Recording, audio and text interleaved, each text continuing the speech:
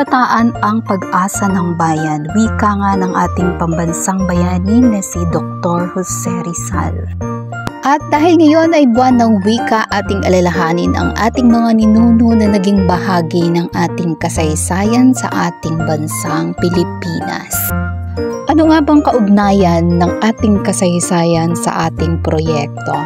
Marahil kayo'y mapapaisip, ano nga ba ang kaugnayan nito sa aking ginagawa ngayon? Ayan, so seriously aside guys, ang ating project sa araw na ito ay scrub suit uniform para sa ating preparatory student sa isang private school.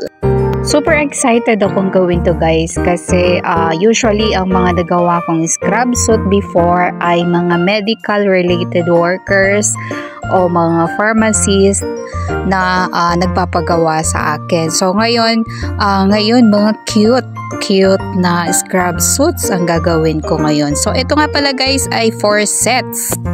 Challenging to guys kasi ang budget dito is 2 yards per set.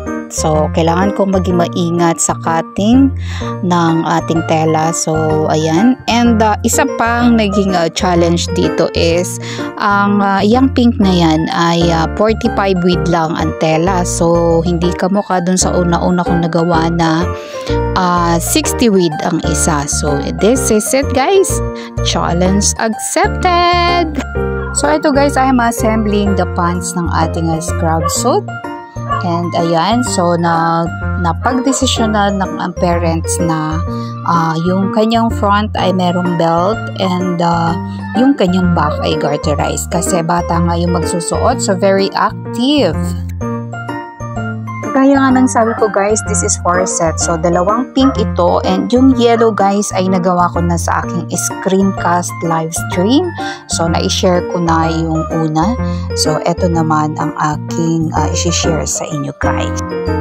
Moving on guys, sa sobrang rush ng project natin na ito, ayan, nahatira na tayo ng pagkain ng ating mister sa aking makina. So this is usually my scenery guys. Dito na tayo kumakain at kakape sa sobrang rush ng ating mga ginagawa. By the way, kung hindi ka pa nakasubscribe sa aking channel guys, please do subscribe, like, and share ang ating video. At huwag kalimutan, i-click ang notification bell para lagi kang updated sa aking mga upcoming videos about my costumes and other about garment.